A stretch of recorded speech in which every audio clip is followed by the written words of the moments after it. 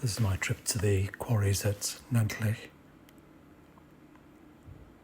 Zooming in, I approached along this road here next to the lake, Nantlle. The village is straight ahead, but if you pause here, there's a lay-by and there's a nice view across the lake and the mountains behind. A famous painting was produced there apparently, according to the sign in the lay-by. There's the village, but I turned left and ended up at this cafe, or at least it's a coffee producer, but they do serve coffee outside. Very nice, and there's parking there as well. Having parked the car, made my way along the track, past the Dorethea pit, which is now flooded and used by the local diving club. Must be fantastic, I should think, very clear water. Ideal for diving. Beyond the Dorethea pit, there's the old village in the trees here, including the hall, Talysarn Hall. There's a pathway up the hillside then. There's various tracks. I went up the yellow track, comes up to this deep pit, which I then saw and followed across to the high road. This top row with some Marco barrier along it, along the side, which you can see from down below. But the roadway comes around what was another pit, but was used for a public refuse site for many years, and it's basically been filled in and then capped over. So it's no longer used as a refuse site, but is now still visible, of course, and the road is still there. So I came back down from there, around the pit I'd already passed, and then on to the other huge pit here, which is the Orsedd Quarry, which still has at least one Blondin cableway still standing. There's one that's on the ground, it's obviously collapsed, and there obviously were more in the past, but interesting to see. As far as I know, it's the only Blondin still in existence in Wales. There's buildings at the top there, and then further down on this lower level there are some older buildings, mostly empty as it turns out, but still worth a look. And finally, following the road down the hill, there's a dispatch area down here with weighbridges and such like, and then eventually follow the road back down to the cafe and picks up the car again.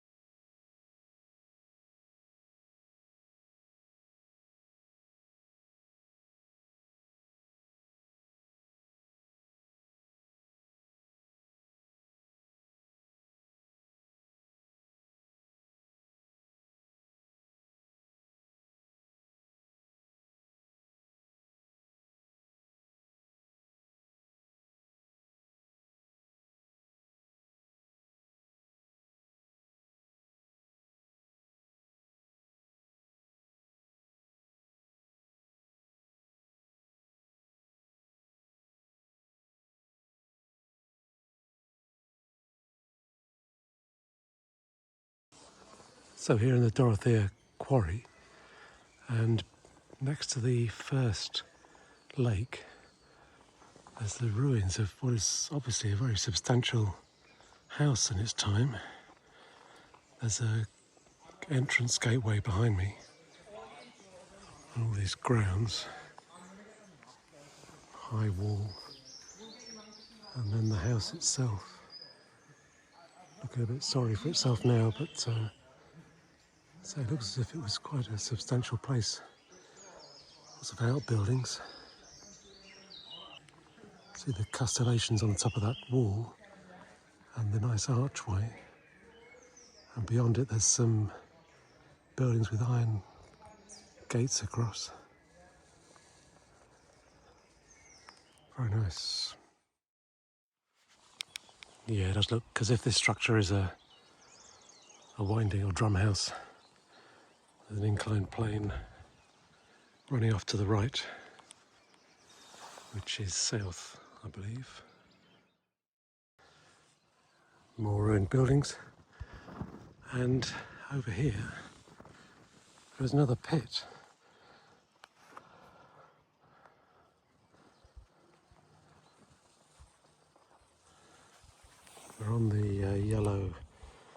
slate trail according to this post. But yeah, there's the end of the pit. There's a little outcrop here.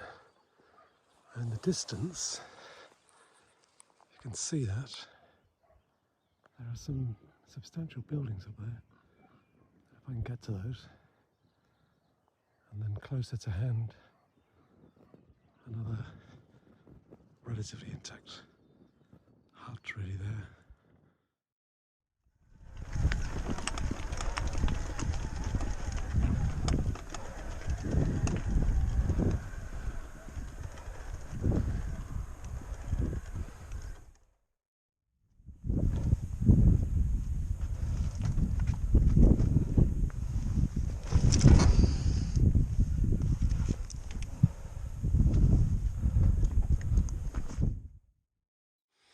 So we just got this path, which is quite narrow by the way, still on the yellow path, but another huge pit. The buildings we saw earlier are in the distance over there, and there's some more which come into view further down.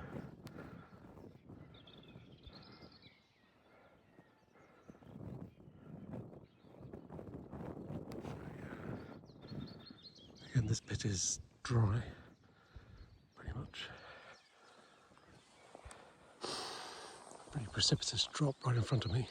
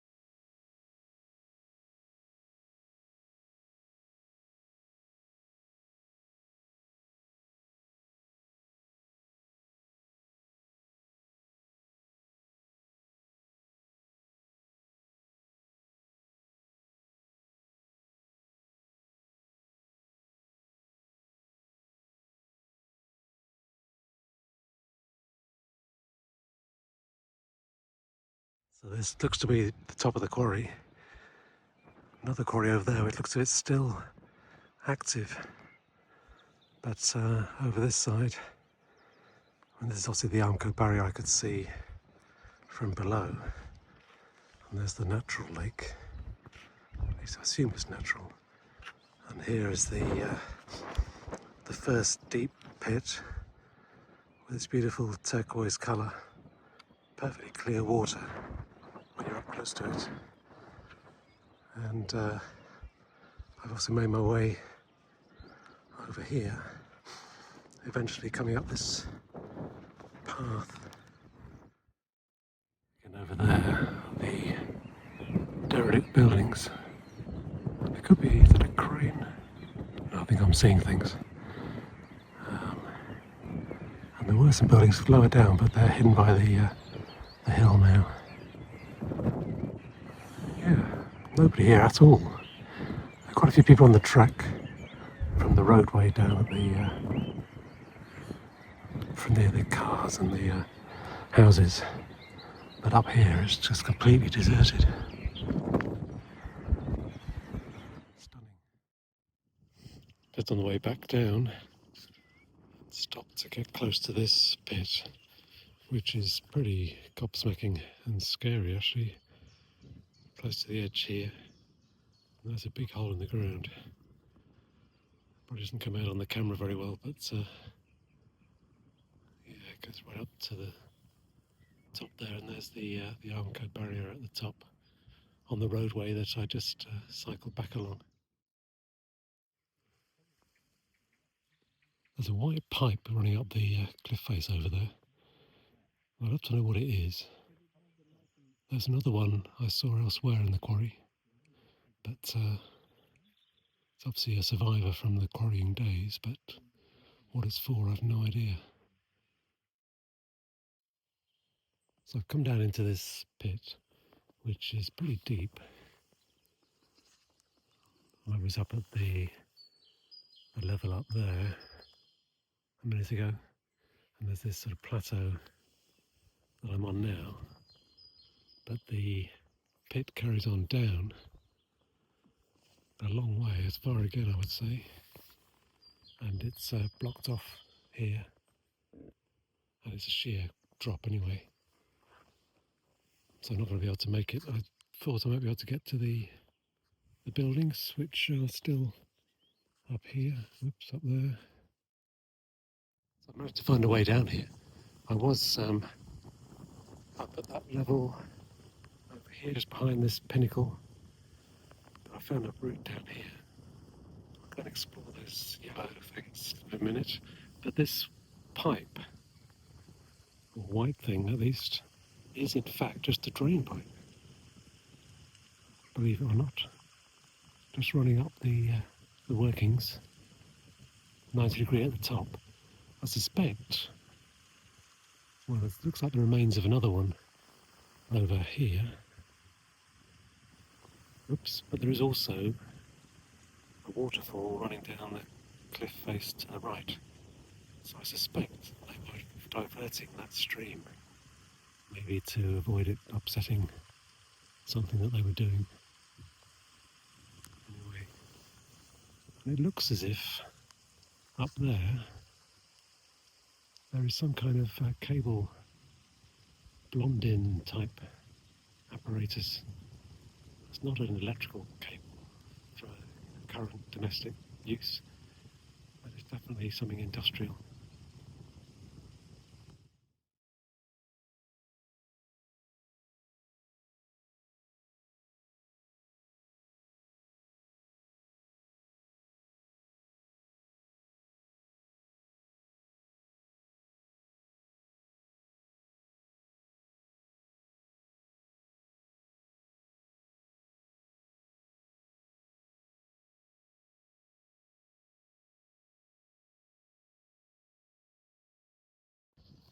So that pit in the distance over here is where I've just come from. I found this roadway which comes up to the main buildings up here, which are the ones I was trying to get to. There are some more lower down, but yeah, pretty substantial, and they've still got roofs on, which is something. I mean, the ones at Nantlle, most of the roofs have gone, but these are relatively intact. Big tank up there, could be for water, I guess. Vent on the top.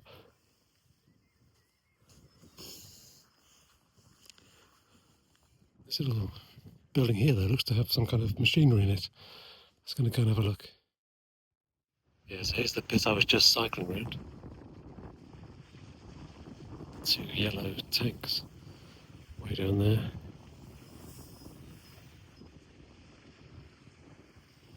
And those two sheaves are in this steel structure up here. So I'm guessing that winding house could direct the ropes around those sheaves and then down over a mast into the pit, or across the pit. So inside the winding shed, remains of an electric motor, stator, much copperiness there, although most of it's been stripped out, a bit left at the bottom. Obviously the main armature is gone and the casing, plumber's block over there for the feed to that gear, reduction gear.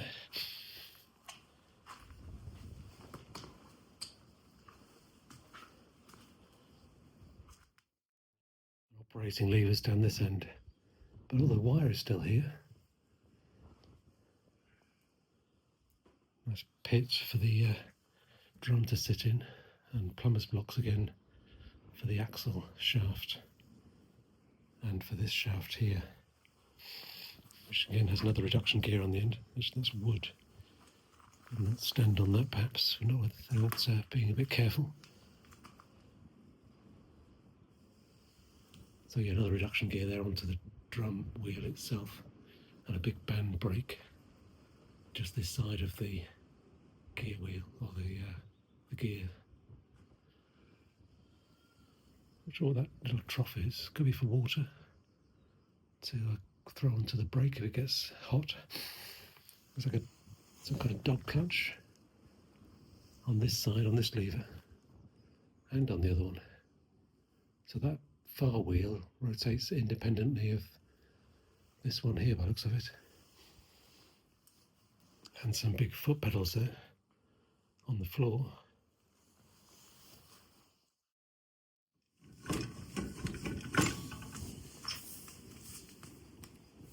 And obviously these dog levers to engage the gears. So crash gears. It's like all the brass and bronze has been taken out of these plumber's blocks, certainly on this side. So looking at the linkage, looks like these pedals operate the brakes.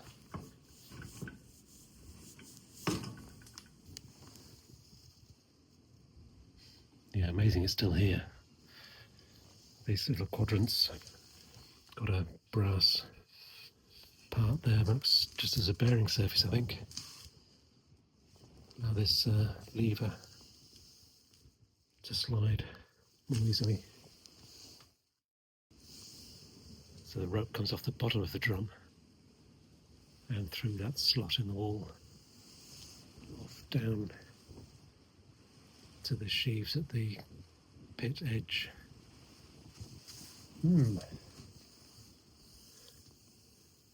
Guard on that gear, suspended from the ceiling by this iron rod that's just kind of bolted to the rafters.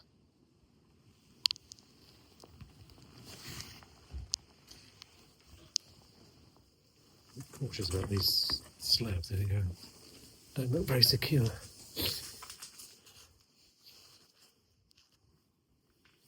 Don't know about this box, I'll have to look it up.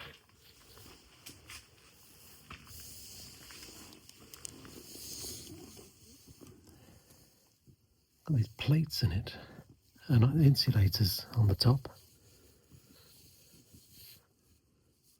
Must be something to do with the motor control. Maybe it's a speed controller for the motor.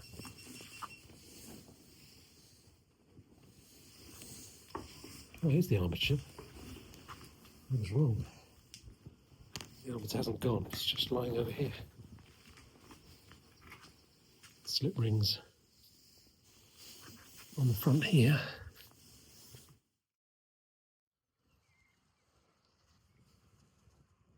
So there's the sheds. Just go up a bit higher. Here's the cableway, surviving one.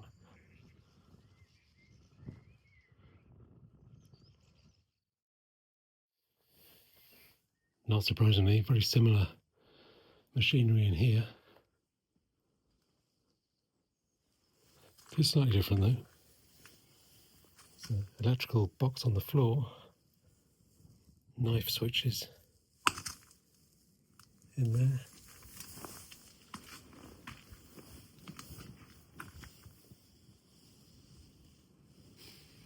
Again, two drums, big one and a small one. Well, maybe one is for lifting the load up to the traveller on the cable, and the other one pulls it backwards and forwards, which would take less force. Or maybe it's the other way around. Anyway, that might be the reason there are two. Again, there's this same box of tricks here, which I think must be a motor controller of some sort. Same foot pedals, and a dodgy looking floor. As you can see more of the mechanism there, that's definitely operating the brakes, those foot pedals.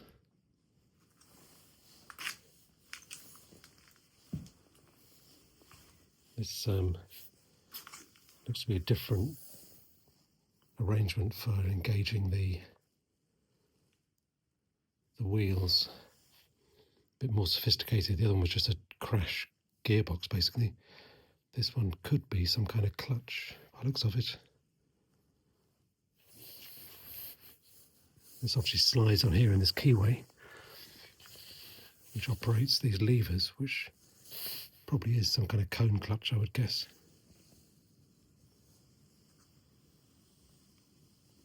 And the motor was obviously over there back in the day, before it was stripped out for copper. The cableway, but coming to this building, something really impressive. These slabs of marble, obviously all electrical gear, but it's huge. Massive switch over there on the wall. It smells pretty rank, mind you, but obviously there was switch gear on here. There's a couple of things left, but not a lot. Some kind of rotary switch in the middle. Another switch over there. It's like a bed frame on the floor, but so it stinks in here.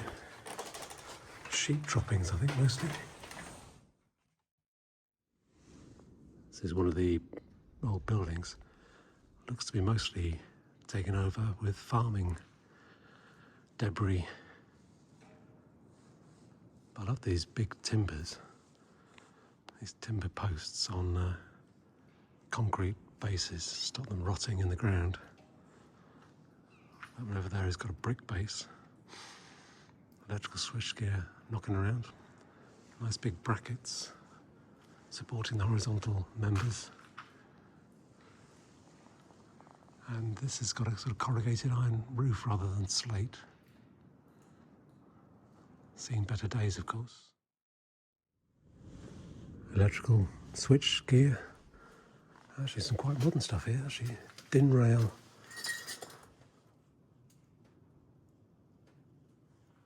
Yeah, that can't be that old. Whereas this looks as if it probably is. Huge fuses. Can't see a current rating. Big bus bars. And a rail track in the floor. Presumably for getting the slabs in. So I guess this must have been a slabbing mill with saws for cutting the slabs into manageable chunks and eventually for splitting them into slates, possibly. I assume it was a slate, roofing slate mill.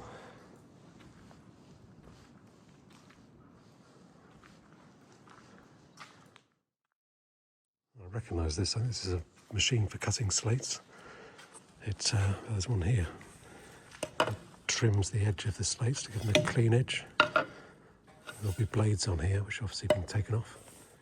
But it's belt driven by the looks of it.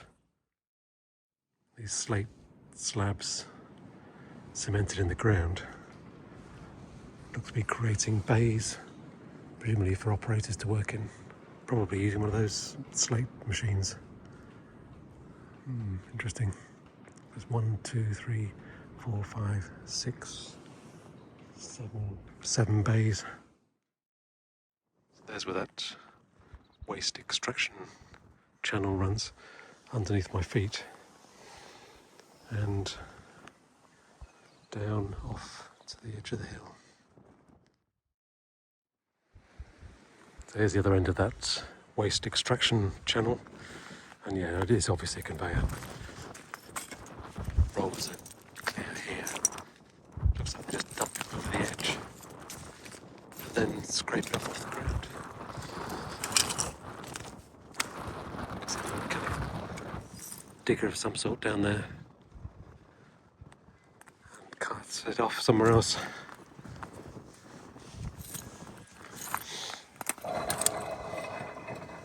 These rollers still work. Bearings look a bit dodgy, sound a bit dodgy.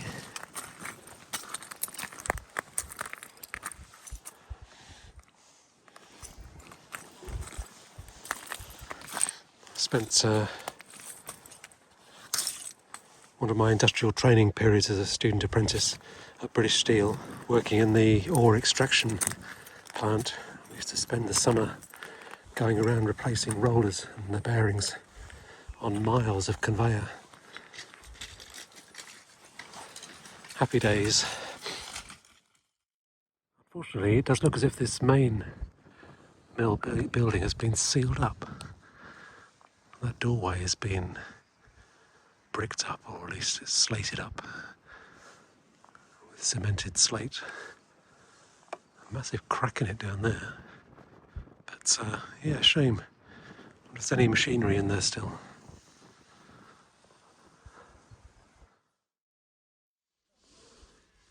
So this building on the left, which looks to be newer, given it's made out of breeze blocks rather than slate, and the cladding, of course, that one is accessible with not much in it that we've seen already. But this one, the older one, the bigger one, is very thoroughly sealed up. And that doorway there, for example, is sealed with massive stone slabs and a steel door. This window has got sheets of 1/4-inch steel stacked up against it, and then behind that there's slabs of slate. And it's the same all the way around. Everything's been very thoroughly sealed up, which is a shame, really. It'd be nice to know what's inside.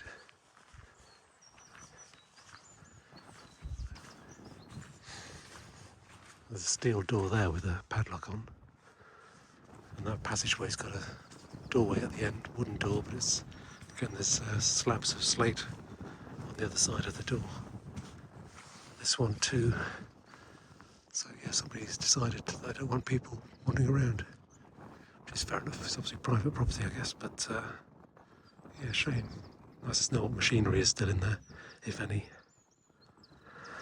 Anyway, I'm going to make my way back down. So I've come down the road to a lower level, and here's where the other buildings are that I could see from the far side of the quarry. Fairly substantial again, but if anything, they look older than the ones higher up. Those are the ones higher up on the skyline to the right. But these actually look open. Huge buttresses on that wall, and the wall is leaning out quite distinctly. So you can see why they needed to buttress that. Let's have a quick look around here.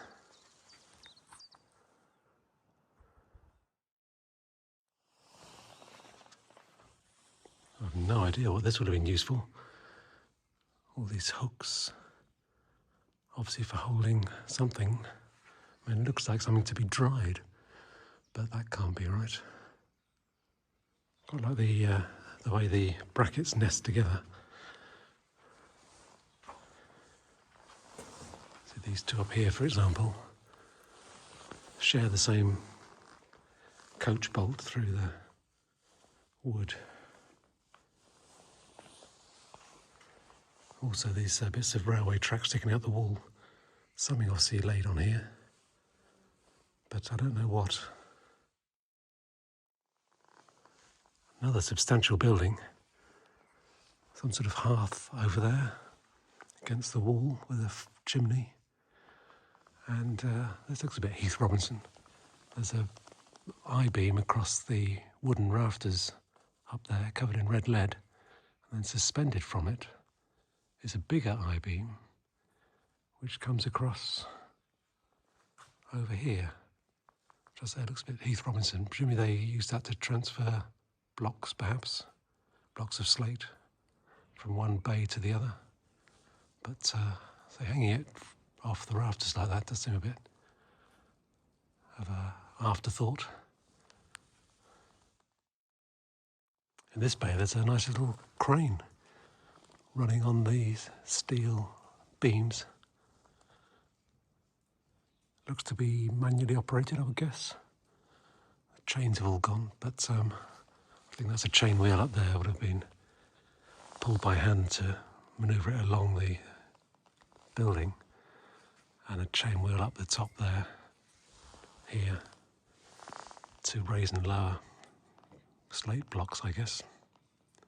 But they've got a nice little crane, runs the full width of the building.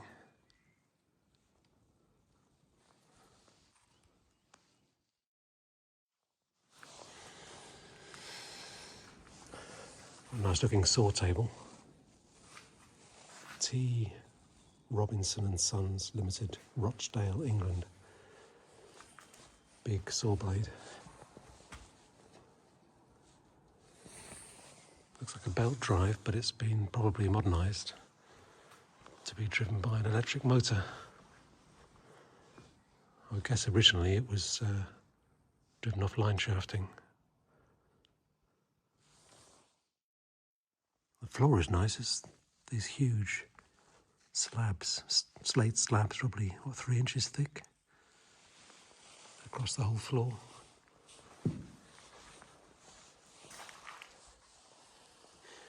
No evidence of what would have been in this area.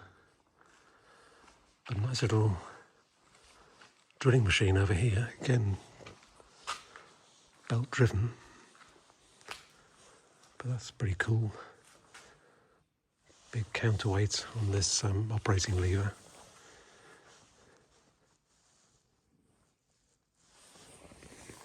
Wonder when this was last used.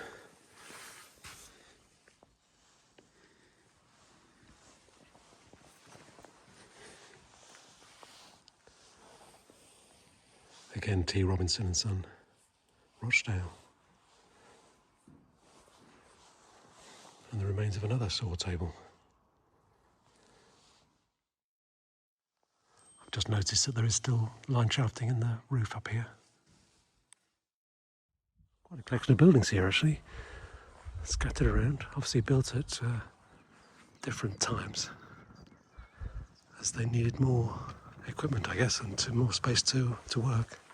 And this building style is completely different to the others. It's stone, but the mortar is quite different. But it's all been stripped out. Very difficult to tell what they were used for. So that little building that I thought was a drum house, it is indeed a drum house. There's an inclined plane, a fairly short one, just running down the hillside here. But still, amongst these lower level buildings, there's yet more very significant buildings down there. I see some line shafting poking through the rafters. Maybe go down and have a look in a minute. Those are the high level buildings that we saw first. And these lower level ones that are pretty empty, really, apart from that drill and planing machine or whatever it was. There's a crane. There's not a lot in there.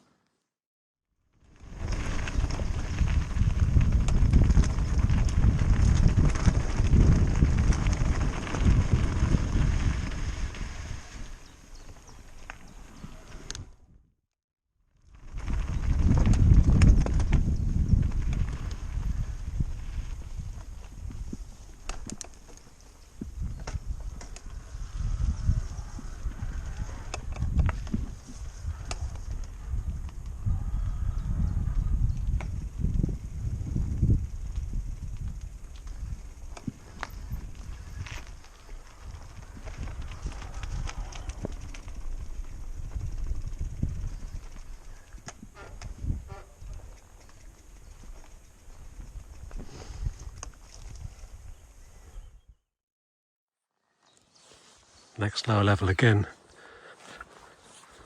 And Weybridge, Birmingham made. And something else over there, could be another Weybridge. Various things for shipping stuff out on lorries. And a nice little compressor. Oh, not compressor, sorry, a generator. Which looks as if you could fire it up pretty much. I'm surprised that hasn't been salvaged at some point, even for scrap.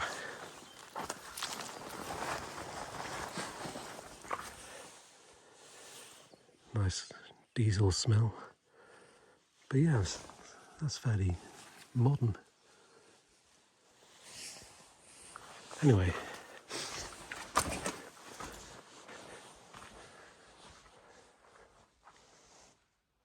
Dodgy buildings. More conveyor rollers.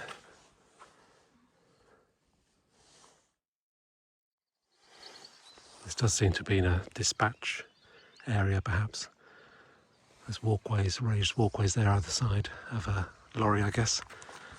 Another little drum house. It's obviously an inclined plane heading off to the right. But more steps and way bridges over here. Two very dilapidated buildings, quite big, behind the way bridges, which don't seem to be accessible. They're so overgrown. And the roofs are completely gone. So I think it must just be the walls that survive.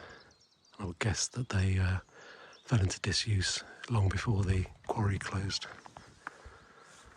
But again, that's the road where we came down just now, and the Armco barrier is actually just peeping out on the skyline there, which you might not be able to see in the video. So I found a way into these older buildings, and yeah, not a lot to see. A lot of rafters fallen out of the roof, but there is line shafting. So again, that suggests it's an older building. There's a nice big wheel peeping through the undergrowth. And if I can zoom in on it, there's that one, but then behind it, where are we? Just there.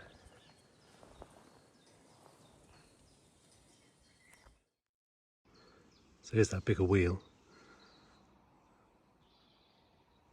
And again, it's on the end of the line shafting, which comes across, ends there on a flange, but obviously would have carried on the width of the building.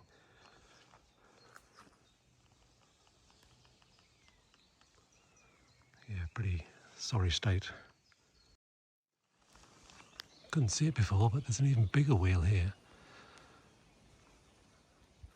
Nice curved spokes. The other one is just through the trees here. But this runs across again the length of the building. Two takeoff there, different sizes. Coupling, plumber's block, another coupling, and then another wheel in the next bay. I think it carries on to the far end.